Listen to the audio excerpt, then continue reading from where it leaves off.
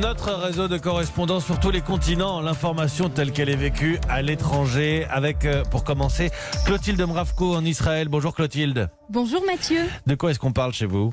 La presse israélienne ce matin nous amène dans ce qu'on appelle ici les hôtels coronavirus. Les Israéliens qui reviennent de l'étranger sont obligés d'y séjourner pendant 15 jours, le temps de s'assurer qu'ils ne ramènent pas le virus au pays. Mais les conditions d'accueil y sont exécrables, rapporte la chaîne de télévision 12, à tel point que plusieurs des résidents ont été tentés de se suicider. Les voyageurs n'ont pas le droit de sortir de leur chambre et se sentent donc en prison, explique le Jérusalem Post. Des voix se sont élevées au sein du gouvernement pour demander la fermeture de ces établissements le plus vite possible. Quasiment tous les vols vers Israël ont été suspendus, mais des liaisons ont été maintenues pour rapatrier des Israéliens. Les hôtels coronavirus sont aussi critiqués car ils coûtent une fortune, dénonce la chaîne de télévision I24, près de 50 millions d'euros par mois. Merci Clotilde Mravko en Israël. Joël Lepavout est en Hongrie pour Europe 1. Bonjour Joël. Bonjour Mathieu. À la une chez vous ? En Hongrie, Mathieu, on passe le bac malgré le coronavirus. Plus de 70 000 lycéens se sont rendus aux premiers écrits ce lundi avec des conditions de sécurité extrêmement strictes, pandémie oblige. 10 candidats par salle maximum, port du masque obligatoire et 1,50 m de distance entre chaque table, relate le portail Origo.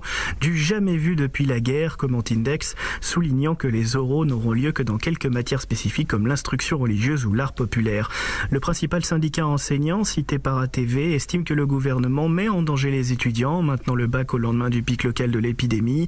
Les lycéens ont néanmoins eu le choix, précise le web magazine 444, venir aux examens ou attendre la session de rattrapage prévue en octobre.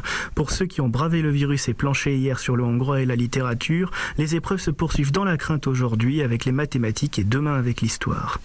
Merci Joël Lepavout en Hongrie. Xavier Yvon est à New York pour Europe 1. Bonjour Xavier. Hello Mathieu, bonjour à tous. Alors chez vous, c'est le port du masque qui fait débat.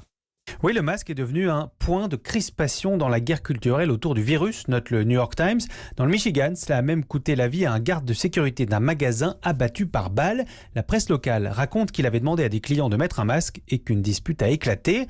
Dans une ville de l'Oklahoma, quelques heures seulement après l'entrée en vigueur de l'obligation de port du masque dans les commerces, la mesure était retirée par la mairie. Le Washington Post explique que c'est à cause de la violence des réactions des habitants. À l'inverse, à New York, ce sont les joggers sans masque qui se font hurler dessus, constate Slate.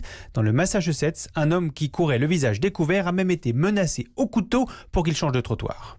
Merci Xavier Yvon à New York pour Europe 1. C'est votre fenêtre ouverte sur le monde tous les matins avec notre réseau de correspondants sur Europe 1.